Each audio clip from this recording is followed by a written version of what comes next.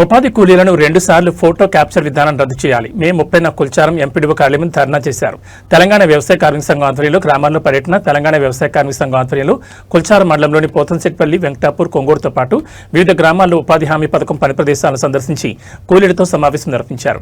ఈ సందర్భంగా సిఐటియు జిల్లా కోశాధికారి కె నరసం మాట్లాడుతూ ఉపాధి హామీ పథకంలో పనిచేస్తున్న కూలీలకు అమలు చేస్తున్న 2 సార్లు ఫోటో క్యాప్చర్ విధానం వల్ల కూలీలు తీవ్ర ఇబ్బంది పడుతున్నారని అన్నారు.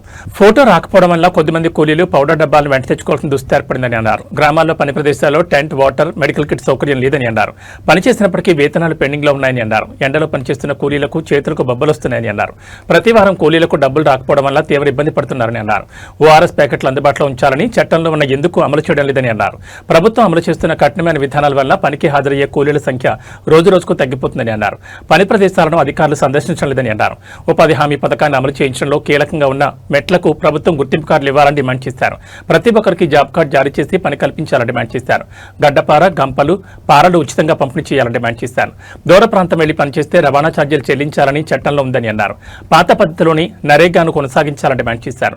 పని ప్రదేశాల్లో మౌలిక సౌకర్యాల కల్పన కోసం ప్రభుత్వం నిధులు విడుదల చేసిన గ్రామాల్లో సౌకర్యాలు ఎందుకు కల్పించలేదని అన్నారు. ఉపాధి హామీ పథకాన్ని కాపాడుకోవాల్సిన బాధ్యత కూలీలపై ఉందని అన్నారు. కేంద్రం కొత్తగా తీసుకొచ్చిన వీబీజీ రామ్జీ ఉపాధి కూలీలను పనికి దూరం చేస్తుందని అన్నారు. దీన్ని రద్దు చేసే వరకు పోరాటం చేస్తామని హెచ్చరించారు. ఉపాధి హామీ పథకంలో వస్తున్న సమస్యలు పరిష్కారం చేయాలని, బకాయి వేతనాలు చెల్లించాలని, 2 సార్లు ఫోటో క్యాప్చర్ విధానాన్ని రద్దు చేయాలని, పని ప్రదేశంలో టెంట్, వాటర్, ఓఆర్ఎస్ ప్యాకెట్లు పంపిణీ చేయాలని డిమాండ్ చేస్తూ జూన్ 2వ తేదీన కుల్చారం ఎంపీడీఓ కార్యాలయం ముందు ధర్నా నిర్వహిస్తున్నామని తెలిపారు.